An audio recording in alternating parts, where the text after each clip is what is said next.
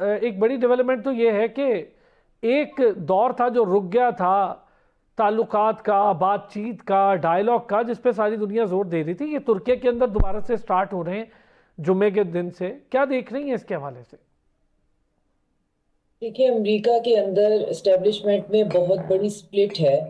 ایک یہ ہے کہ ہمیں اس جنگ کے لیے نہیں جانا چاہیے، اور میجورٹی جو ہے وہ ان کا یہ کہنا ہے کہ جنگ کے لیے جانا چاہیے، اور وہ وہی ہیں جو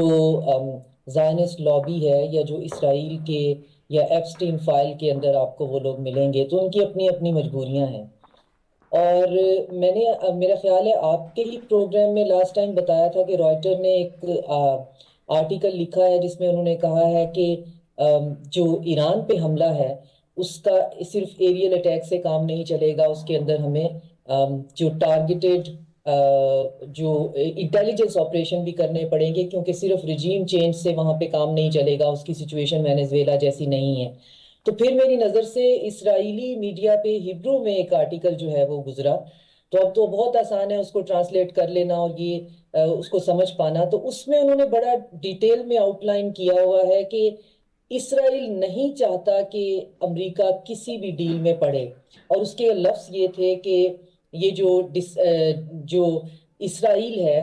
وہ نہیں چاہتا کہ مومنٹم لوز ہو، اور پھر وہ نہیں چاہتا کہ U S will be tempt into sign a bad deal. تو اسرائیل چاہتا ہے کہ جو انہوں نے اپنے 3 پوائنٹ ایجنڈا سیٹ کیا ہے اس کے حساب سے ہی جو ہے چیزیں آگے چلیں. تو اس کا مطلب ہے کہ اسرائیل ابھی بھی جو ہے وہ اس میں بہت زیادہ اس معاملے میں ایکٹیو ہے کہ ایران پہ اٹیک ہونا ہے، کیونکہ ان کو پتہ ہے یہ ان کے لیے بس آخری موقع ہے، اس کے بعد وہ اتنا مومنٹم بلڈ ہی نہیں کر پائیں گے. تو ٹرمپ جو ہے وہ ذہنی طور پہ نہیں چاہتے کہ اس لمبی گندی وار آف اٹریشن میں شامل ہوں. ان کو ان کے سمجھانے والے یہ بھی کہہ رہے ہیں کہ یہ وینزویلا کی طرح شاک اینڈ آ نہیں ہے کہ آپ اندر گئے، آپ نے ٹارگٹ کیا اور آپ باہر نکل آئیں گے، یہ بہت لمبا کام پڑ جائے گا. تو پھر آپ نے ٹائمنگ دیکھی ہے کہ پھر ریسنٹلی ایپسٹین فائلز جو اور لیک ہوئی ہیں وہ بھی یقیناً، چونکہ جیفری ایپسٹین اسرائیل کا بندہ تھا، وہ سارا ریکارڈ بھی ان کے پاس موجود ہے، تو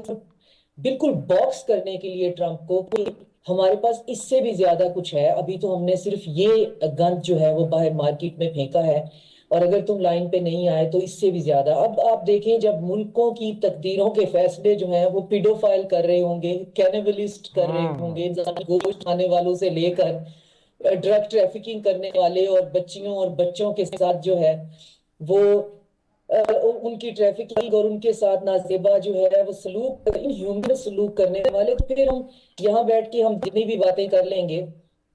الٹیمیٹلی ہونا تو پھر وہی ہے، کیونکہ وہ جس طرح سے مجبور ہوئے ہوئے ہیں اور جس طرح سے سپلٹ ہوئے ہوئے ہیں کہ وہاں پہ سیم مائنڈ ہیں جو کہہ رہے ہیں کہ ایران کی طرف ابھی آپ نہ جائیں. تو اب اس میں یہ ہے کہ بارہا جو ہے وہ ہم بھی ان پروگرامز میں بتا رہے ہیں کہ پھر ایران کو مجبور کیا جائے گا کسی سمبولک سی ڈیل کے اندر، کیونکہ جو 3 پوائنٹ ڈیل ہے اس کی تو کوئی تک ہی نہیں بنتی کہ نہ تمہارے پاس یورینیم انریچڈ ہو، نہ تم اپنا بیلسٹک میزائل رکھو، اور نہ ہی تو جو ہے اپنے آپ کو انسولیٹ کرو اپنے علاقے میں. تو یہ 3 ان کے مین پوائنٹس ہیں، تو یہ تو پوائنٹس رکھے اس لیے گئے ہیں کہ کوئی ڈیل ہو نہ. تو اب ترکی اور باقی ریجنل کنٹریز جو ہیں وہ کوئی فیس کیپنگ ٹرمپ کو دیں گی، اور اللہ کرے کہ وہ یہ دینے میں کامیاب ہو جائے، کیونکہ ٹرمپ کو اس وقت اس مسئلے سے نکلنے کے لیے کوئی ون ون سچویشن کے آپٹکس کی ضرورت ہے جو جا کے وہ پھر بیچ سکے کہ دیکھو اگر ہم نے جنگ نہیں کی تو ہم نے یہ حاصل کر لیا. کیونکہ ایک آپشن تو یہ تھی کہ وہ دوبارہ سے جو ہے وہ اسی طرح کا اٹیک کرتے جس میں